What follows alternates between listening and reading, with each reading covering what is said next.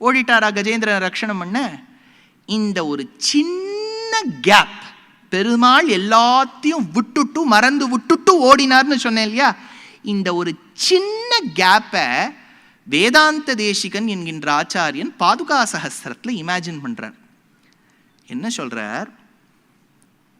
பெருமாள் அவசரத்தில் எல்லாத்தையும் விட்டுட்டு ஓடிட்டார், ஆயுதங்களை விட்டுட்டு ஓடிட்டார், பாதுகையை விட்டுட்டு ஓடிட்டார், கிடுகிடுன்னு ஓடுறார்.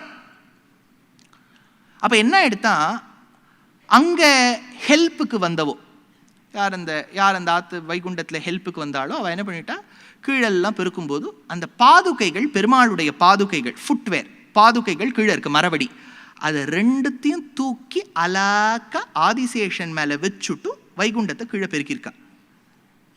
எடுத்தா இப்போ ஆதிசேஷன் மேல சக்கரமும் இருக்கு, சங்கமும் இருக்கு, சக்கராயுதமும் இருக்கின்றது, சங்காயுதமும் இருக்கு. மேல ஆதிசேஷன், ஆதிசேஷனுடைய பரியங்கத்து மேல சக்கரம், சங்கு, பாதுகை. சக்கரம் ஆண்பால், சங்கம் ஆண்பால், ஆதிசேஷன் ஆண்பால், பாதுகா தேவி பெண்பால், ஸ்திரீலிங்கம். பாதுகா தேவி, ஏனைய 3 பேர் ஆண்கள். இப்போ இந்த ஆதிசேஷன், சங்கம், சக்கரம் ஒண்ணுத்துக்கு ஒண்ணு பேசிக்கிறது.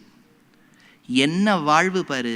இது கீழே ஸ்டாண்டில் இருக்க வேண்டிய பாதுகை நமக்கு சரிசமமா உட்கார்ந்து இருக்கு. ஏளனமா பார்த்துதான் பாதுகாதேவிய.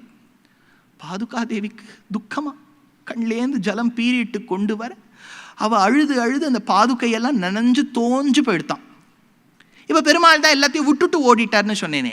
அப்புறம் கொஞ்சம் நாளைக்கு போனோடனே ஞாபகம் வந்தது, ஐயோ இதெல்லாம் விட்டுட்டு ஓடிட்டோமே. திரும்பி வந்தார், சங்கு சக்கரங்களை பிடிச்சிட்டார், பாதுகாதேவி மேல ஏறினார், கருடன் மேல ஏறி போயிட்டார். இப்ப அவர் பாதுகையை தரிக்கும் போதுதான் பார்த்தார் கொஞ்சம் ஈரமா இருக்கு பாதுகை.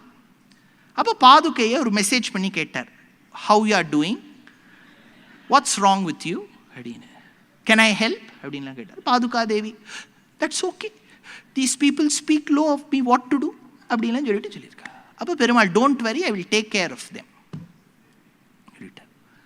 பெருமாள் நினைச்சுட்டே இருந்தார், நமக்கு கைங்கரியம் பண்றவாழ்ல எந்த விதமான டிஸ்பாரிட்டி, உன்னதோன்னத்தியம் இருக்கக்கூடாது, ஒருத்தர் வசதி ஒருத்தர் தாழ்த்தின்னு இருக்கக்கூடாது. அதனால எந்த பாதுகாதேவிய ஆதிசேஷன், சங்கம், சக்கரம் 3 பேரும் செய்து ஏளனம் செய்தார்களோ, இவளுக்கு ஒரு உன்னதமான ஸ்தானம் கொடுக்கணும்னு நினைச்சாராம் பெருமாள்.